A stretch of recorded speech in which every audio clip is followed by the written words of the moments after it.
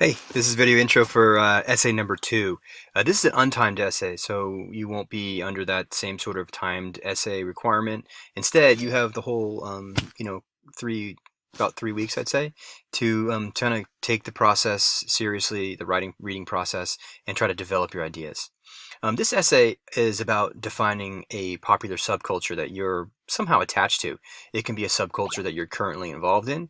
It can be a subculture that you want to get involved in. It could be a subculture you're just really interested in. But what's key here is that you're defining the essence of that subculture kind of from the inside out, not from the outside.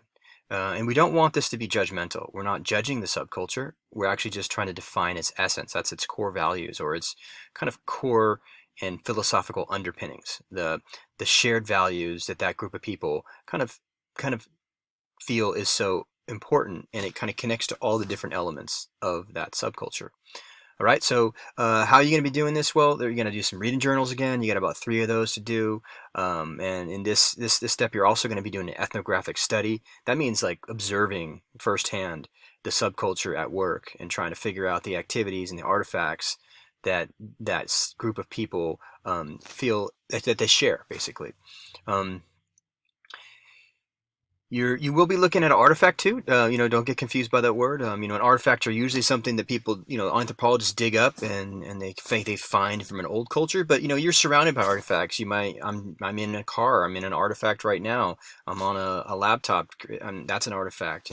And see, certain artifacts have more symbolic value than others, given depending on the culture that you find it. So you'll see that all cultures have artifacts. They have man-made products, basically, but some of those products rise up to this level of symbolic value because they symbolize the actual core values or the philosophical kind of thinking of that group. And so you want to also find an artifact that you feel is really essential to help you explain that group.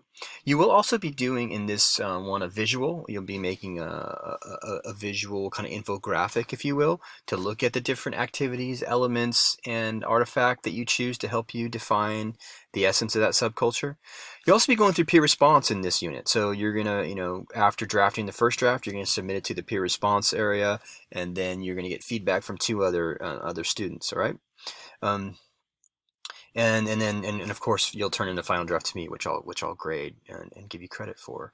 Um, and I will evaluate it. So that's the kind of the process for going through the subculture essay.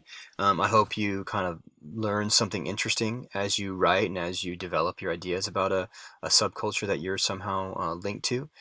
Do make sure that one of the first steps here is choosing the subculture. You kind of actually, quite honestly, like another lesson that I want to teach my students in the first unit, it's about preparing to write. So you want to make sure you're doing the steps. So before you click to start, you're prepared to write.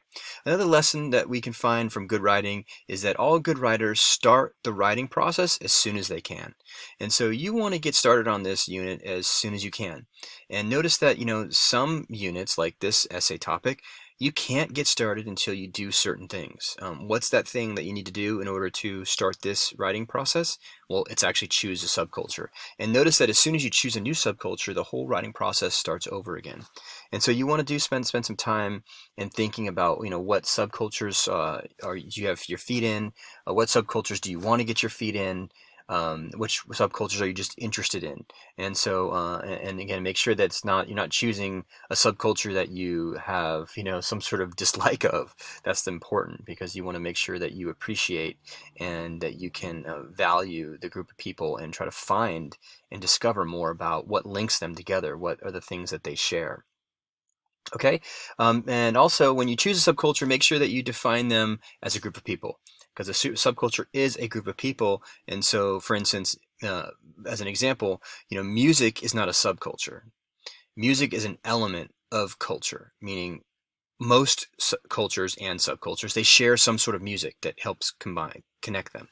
All right, so the example that I'm trying to get across here is like, so punk music is not a subculture. Punk rockers are a subculture, or punkers. Okay, so the skateboard is an artifact. It's not a subculture. but skateboarders are subcultures. Okay, so make sure you define the group of people as a group of people, and that will be helpful. So okay, I hope that helps you, and let's get started.